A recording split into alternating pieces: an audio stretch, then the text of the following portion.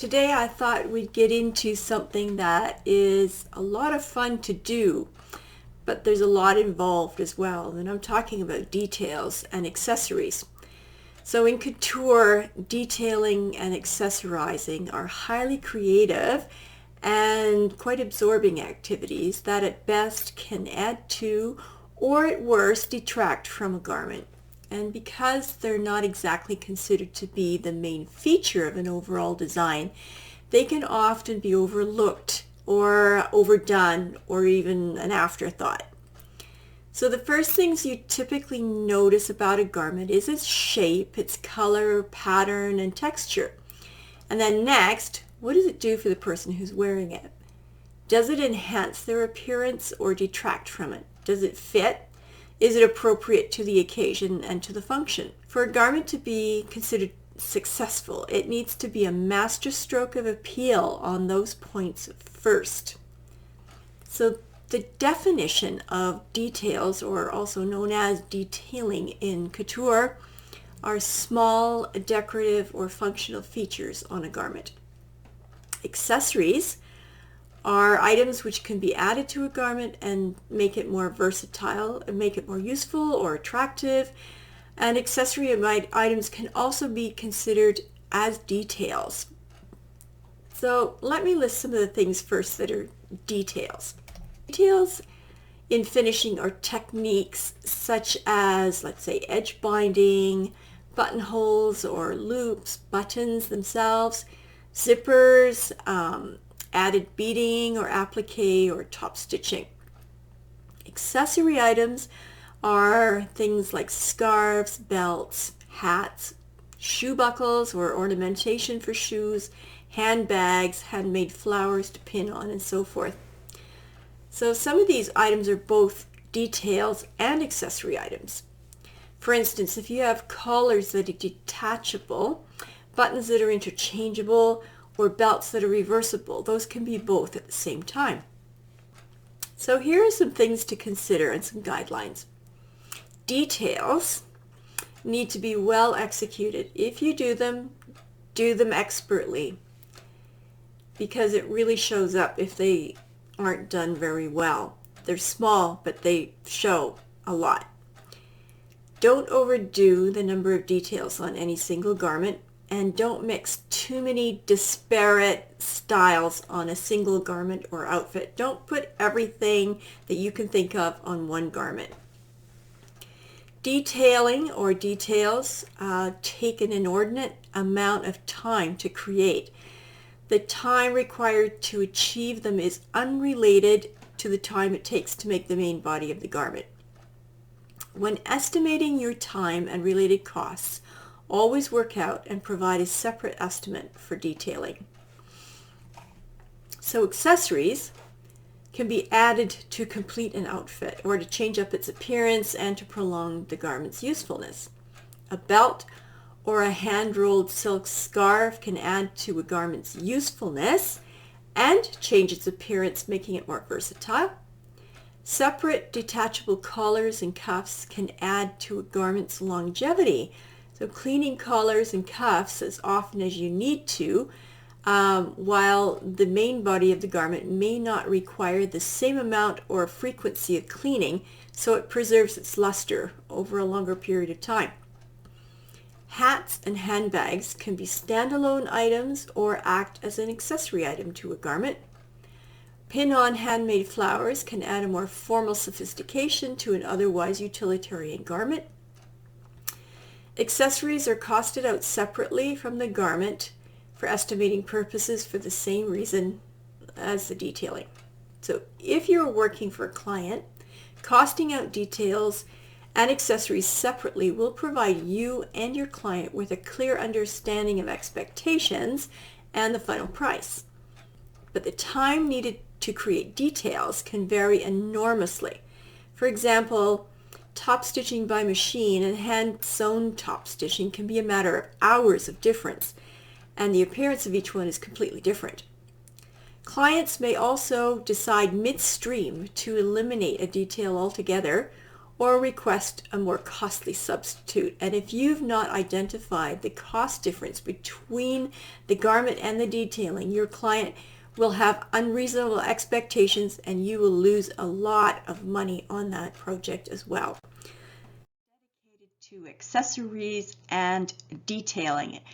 And these are all garments that Elfrida had made in the past, and we have shown them in our PowerPoint presentations every time we enroll new students so that they get an idea of the true beauty of couture and hand detailing.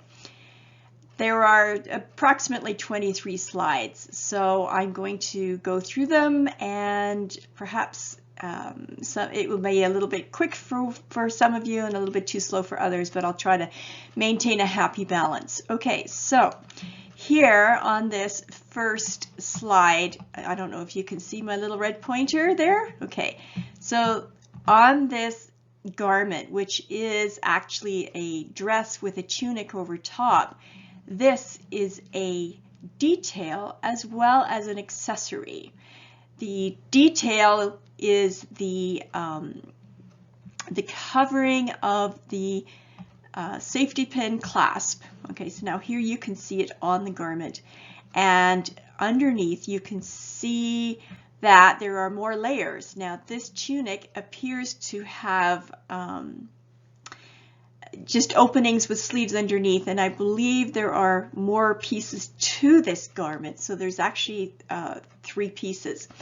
So we've got the tunic, we've got the short jacket with the sleeves, and then you can see underneath is the dress with an accessory that's made for the dress, which is the belt. Now you can see this is full of details and accessories, and it makes the whole ensemble or the whole outfit more wearable. Okay, now here we are looking at a wedding gown that Elfrida made, and these are the sketches, the initial sketches of the gown, and it actually turned out like the sketches did. But here you can see the detailing on the wedding dress. On the bodice here you can see there's folding, and there's lace over top, which is the veil actually. And here you can see that's in process, just the folding and the gathering of the fabric. Now the accessories are the bows or the clasps to the shoes and the handmade flowered with a little bit of beading in the flower. Next, you will see a coat dress, and this is detailed with self-fringing of the fabric, and also the accessory, which is the handbag that has similar details to the coat dress. Here again you can see the accessory is the belt, which is the same fabric as the blouse. However, it has been quilted, and a lot of extra detail has been put on the accessory. Here are photos of details. These are the detailing of buttons, which is an accessory, or it is a detail. In this case, this is a detail because the button is not removable. It is static to the garment. This shoe bow is an accessory. It's highly detailed, but it's clipped onto the back of the shoe, and you can see here's this frogging that is created from the fiber of the actual fabric that had been unwoven and twisted into a frogging. Now here you'll see a tunic and some trousers underneath, and the detailing of the tunic, you can see that there is top stitching around the neckline opening, there's top stitching around the sleeves, and there's top stitching around the slits and the hem, and there is top stitching on the belt, which is an accessory. Next slide, we have a belt buckle. So this belongs to a garment using all of the fabrics from the garment, and the tassels are the detailing of the accessory and the beading and the macrame finishing to the tassels. Now here on this side you can see these are handmade flowers, which are a combination of handmade petals and pressed leaves that were ready made. Now the leaves are organza and they're stiffened and pressed into a leaf shape. The petals of the flower are all handmade and turned out of the coordinating fabric to the garment that it was made for. Now here you can see a tunic that is being worn on the runway in one of our fashion events, and the tunic is made out of organza, or organdy actually. Organdy is a similar fabric to organza, but organdy is a little stiffer. And it has been detailed with these handmade roses that have been permanently attached to the hem. Now the detailing around the neckline and the armholes are a self-binding.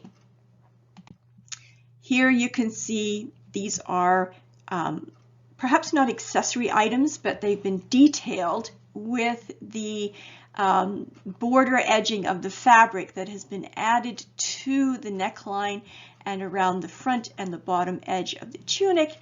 And here is a coat that has a lot of detail on it. Well, it's actually a cape with an attached hood, and the detailing is the top stitching and the bound buttonholes and the button. Now here is quite an exotic evening gown that can be worn in several different ways. Underneath, against your body, is a slip that's made out of silk charmeuse, but it's also finished like a dress, so it can be worn stand alone as a slip dress. And the flower is a handmade, hand-sewn flower from the fabric from the actual gown. Now here you can see in this next shot is the slip dress, and it has the scarf which is bound on the edges, and it is wearing the flower at one shoulder. This is the dress that is worn over the slip because it is sheer. It's like a burnt out or organza, and it has gold lame and other stitching in it. So that is detailed with bound neckline and bound sleeves, and the hem is also got binding on it. And you can see the reverse side of the dress. It is detailed with the binding and an invisible opening which consists of hooks and eyes, and these little straps that are actually snapped together afterwards so that you can get in. But the way that you get into the dress is invisible. So that's part of the design. It's not the detailing. The detailing is the binding, and the accessories are the scarf and the flower. Now here on this gown you can see the detailing of the straps is that they are they're braided. They're tubes of the chiffon fabric which are padded out, and they're braided to make the straps. And the front of the bodice is draped over. That's part of the design. It's not really the detailing. However, it's often described as what are the details of the dress. Okay, and here you can see that there's some gathering from the bodice below. And here is another chiffon gown, and the belt is attached to the dress and it's looped over, but it also has a throw or a huge scarf that goes to the floor that almost looks like a coat or a tunic, and it is detailed with this bound edge at the neckline and the edges of the scarf, as well as the edges of the belt, as well as the edges of the hem, are all hand rolled, which is something else that we do a lot of in couture.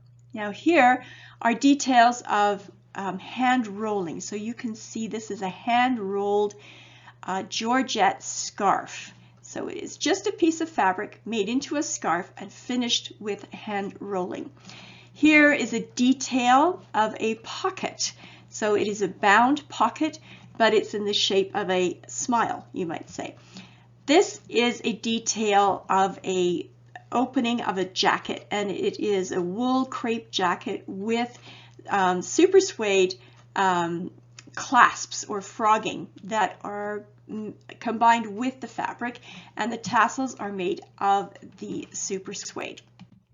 Here you can see an Italian woven fabric. It's very, very popular in Italy, and the jacket is woven, but it is made into a jacket, and the detailing at the edge of the neckline and around the edges is all hand twisted wool that has been matched to the fabric itself. So detailing. Now here is a brocade silk evening gown. It's a short evening gown, so it's a cocktail dress, and it's highly detailed in the waist area, and it also disguises the opening of the dress. So the opening of the dress is actually hidden in amongst all of these layers, and the fabric wraps around into a belt, and it is fastened with a built-in buckle. So this is highly detailed with top stitching. Here is an example of smocking, or actually two examples of smocking. And here we have silk that is hand smocked, and one of them is a belt and the other one is part of the dress. Now here on the other side, it's a blouse that has a bound edge neckline. It has self loops and self-covered buttons, and it also has some smocking at the shoulders, so it makes the shoulders fit, and this is Italian silk as well. Here you can see the gown is an overlay of lame encrusted lace over a charcoal colored charmeuse with a gold colored chiffon, so it's all combined together. So the detailing lies in the connections to the bodice to the skirt, where you can see there's a very, very fine piping, which is a detail. Now here's the overall dress, and here is a coat that has a scarf as another layer, and the hood of this coat is also detachable. So they are, the accessories are detailed with top stitching and with tassels, and the coat is accessorized with the hood and the scarf. Here you can see a belt that is made of the fabric, which is a tube of fabric. So it is sewn and it's turned out and it's stuffed, and then it's knotted into this intricate knot, and rather than knotting it every time to use it as a belt, it is actually fastened together with hooks and eyes, and there's only a simple looping that's done afterwards. So the detailing of the belt is in the knotted or the frogged connection. Now here you can see a safari jacket, and there are pockets that are added with hand-bound or with the self-bound buttonholes.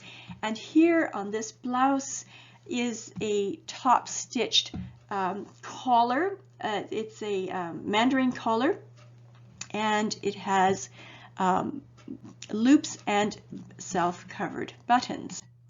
Here is another example of a jacket with the edge detailing is added, a hand braided wool edging. So this is not ready-made, this is couture made to match and to coordinate with the jacket itself.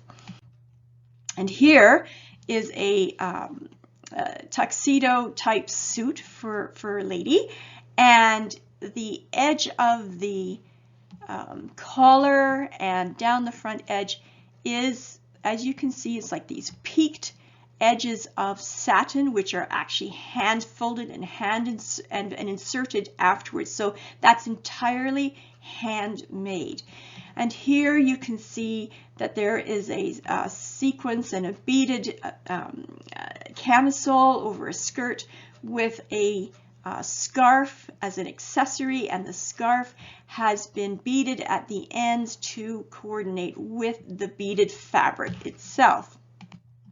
Here you can see a silk little bolero type jacket, and the buttons are handmade. The detailing is in the piping that has been added to a self-covered button.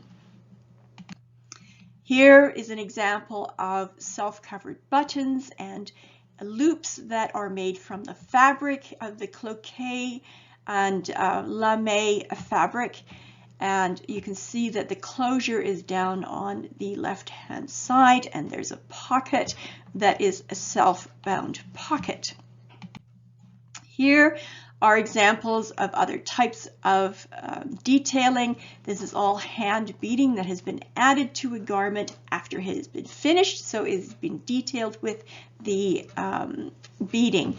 Here is a button which is been hand covered and with straw, and the beads are added afterwards. These are handmade.